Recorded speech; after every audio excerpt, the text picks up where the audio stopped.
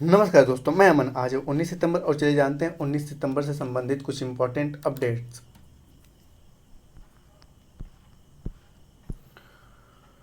तो आज का पहला अपडेट है, ईस्टर्न इकोनॉमिक फोरम के बारे में कौन सा कथन असत्य है। ऑप्शन ए है, पूर्वी आर्थिक मंच की स्थापना साल 2015 में रूस द्वारा किया गया था। ऑप्शन बी है, इस मंच को रूस के सुदूर पूर्व में विदेशी निवेशकों को प्रोत्साहित करने के उद्देश्य से बनाया गया था।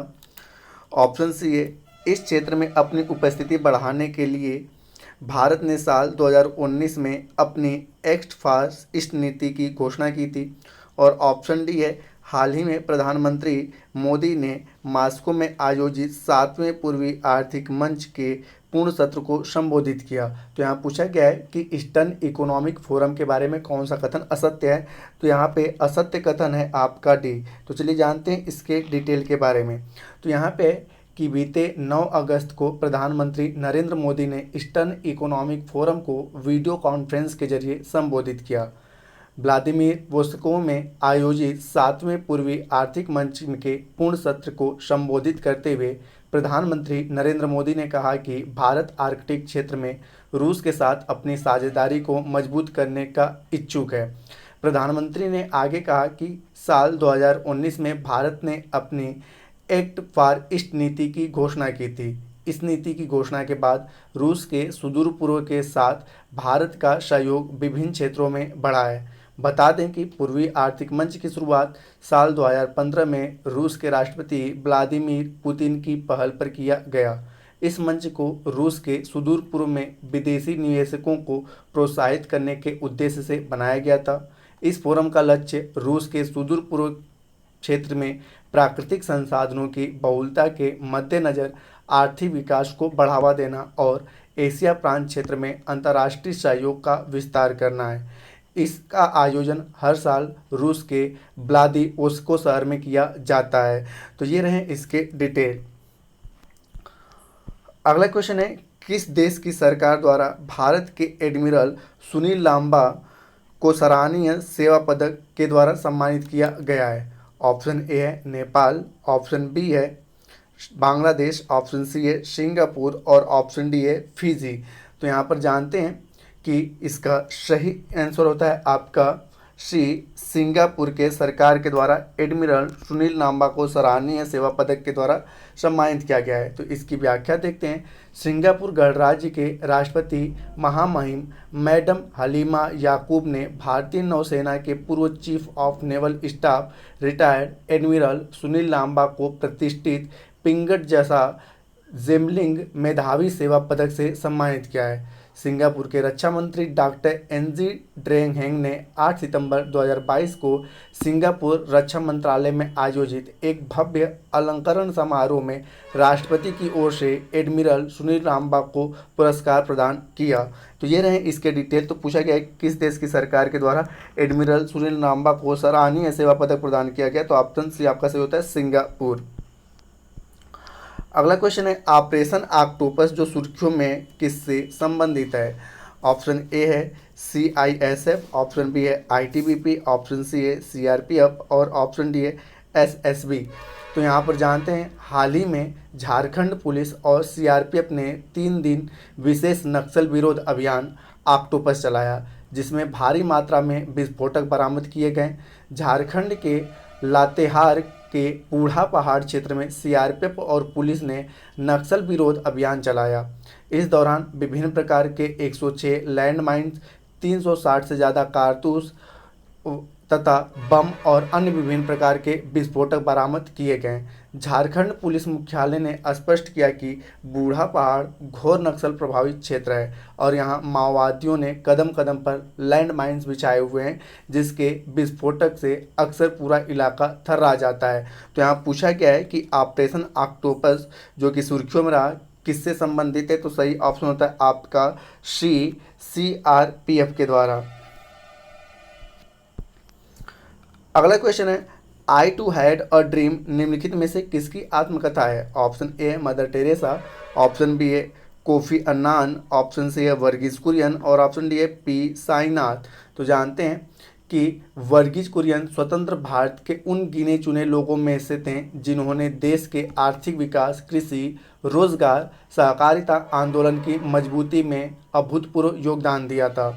1965 से 1998 तक वे राष्ट्रीय डेयरी विकास बोर्ड के अध्यक्ष थे। वे भारतीय श्वेत क्रांति के जनक थे, जिससे भारत को विश्व के सबसे बड़े दूध उत्पादक के रूप में उभरने में मदद मिली।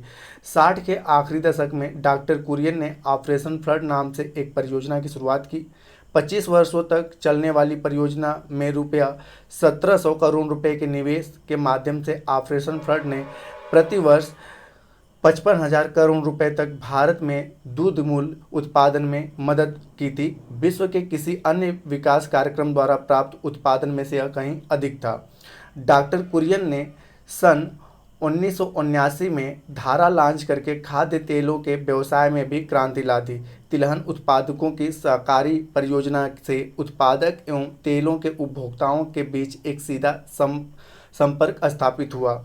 डॉक्टर वर्गीज कुरियन ने अपने कार्यकाल के दौरान कई सम्मान एवं पुरस्कार प्राप्त किए, जिनमें से सामुदायिक नेतृत्व के लिए रैमन मैग्सेसे पुरस्कार, पद्मश्री पुरस्कार, पद्म भूषण पुरस्कार, कृषि रत्न पुरस्कार, वाटेलर शांति पुरस्कार, विश्व खाद्य सुरक्षा पुरस्कार, ये सारे शामिल हैं। और यहाँ पूछा गया है I too had a dream निम्नलिखित में से किसकी आत्मकथा है, तो यह आत्मकथा है वर्गीज कुरियन की, जिन्हें हम लोग भारत में श्वेत क्रांति के जनक के नाम से जानते हैं, जिन्होंने ऑपरेशन फ्लड चलाया था।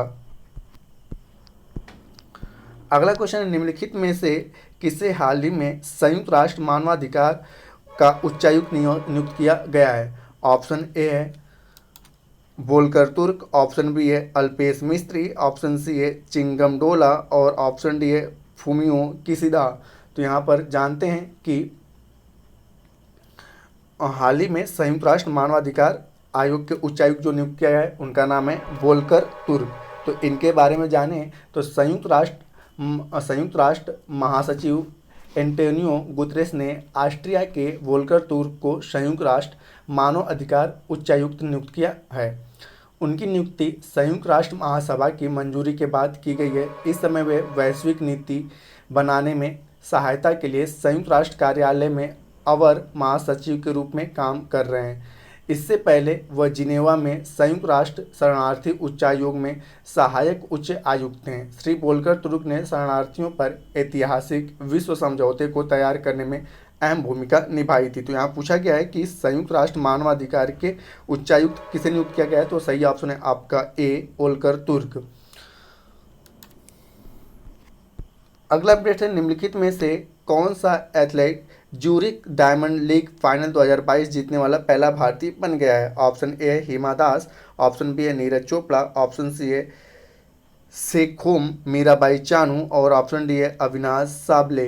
तो यहाँ पर जानते हैं टोक्यो ओलंपिक में स्वर्ण पदक विजेता भाला फेंक खिलाड़ी नीरज चोपड़ा स्विट्जरलैंड में ज्यूरिख डायमंड लीग फाइनल 2022 जीतने वाले पहले भारतीय बन गए हैं।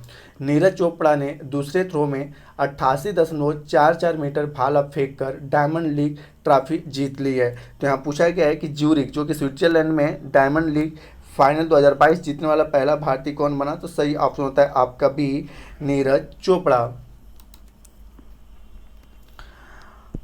आज का अंतिम अपडेट है, संघाई सहयोग संगठन के बारे में असत्य कौन सा है।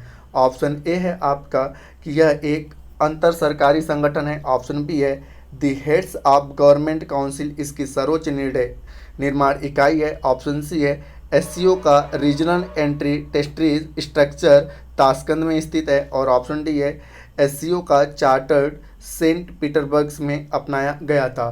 तो यहाँ पर पूछा गया है कि कौन सा कथन असत्य है, तो यहाँ पे जो असत्य कथन है वह है आपका बी। तो चलिए जानते हैं इसके बारे में डिटेल में। तो संघाई सहयोग संगठन का शिखर सम्मेलन में भाग लेने के लिए भारतीय प्रधानमंत्री 15 से 16 सितंबर को उज्बेकिस्तान दौरे पर गए।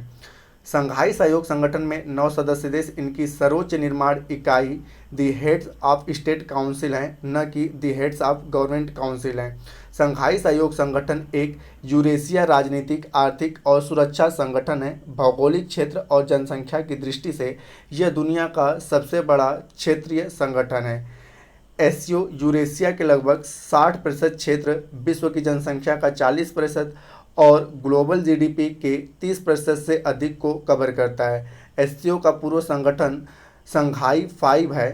संघाई 5 का गठन 1996 में चीन, कजाकिस्तान, किर्गिस्तान, रूस, तजाकिस्तान के बीच आपसी सुरक्षा समझौता के साथ हुआ था।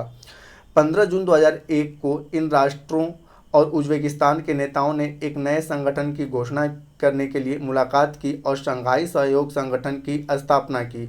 एससीओ के चार्टर पर 7 जुलाई 2002 को हस्ताक्षर किए गए थे। यह चार्टर 19 सितंबर 2003 को लागू किया गया। शंघाई 5 में 5 देश थे, लेकिन शंघाई सहयोग संगठन के में कुल 6 देश शामिल हुए। बाद में भारत और पाकिस्तान के शामिल होने के बाद इनके सदस्यों की संख्या 8 हो गई। भारत और पाकिस्तान 9 जून 2017 को इसमें शामिल हुए थे। तो यहाँ पर रहा आपके शंघाई सहयोग संगठन के बारे में डिटेल। तो आज के लिए दोस्तों इतना ही। अब समय है पिछले सेशन में पूछे गए क्वेश्चन का आंसर देने के लिए। तो पिछले सेशन में आपसे पूछा गया था क्वेश्चन कि भारत की पहली लिथियम सेल निर्माण किस राज्य के द्वारा किया जाएगा। तो सही उत्तर है आपका आंध्र प्रदेश। आंध्र प्रदेश। तो जिन्होंने भी सही उत्तर दिया उनके लिए बधाई। अब आज का क्वेश्चन है आपका कि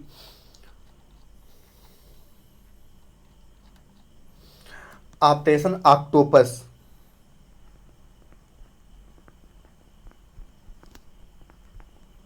ऑपरेशन ऑक्टोपस सीआरपीएफ के द्वारा किस राज्य में चलाया गया।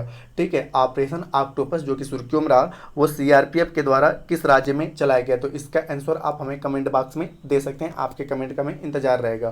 तो दोस्तों वीडियो पसंद आया तो वीडियो को लाइक करें, कमेंट करें तथा अपने दोस्तों के साथ शेयर करें। और चैनल पर नए हैं तो चैनल को सब्सक्राइब अवश्य करें। हम इस पीडीएफ को प्राप्त करने के लिए आप हमारे टेलीग्राम से जुड़ सकते हैं, जिसका लिंक वीडियो के डिस्क्रिप्शन में दिया हुआ है। तो वीडियो के अंत तक बने रहने के लिए धन्यवाद। मिलते हैं जल्दी नेक्स्ट वीडियो में।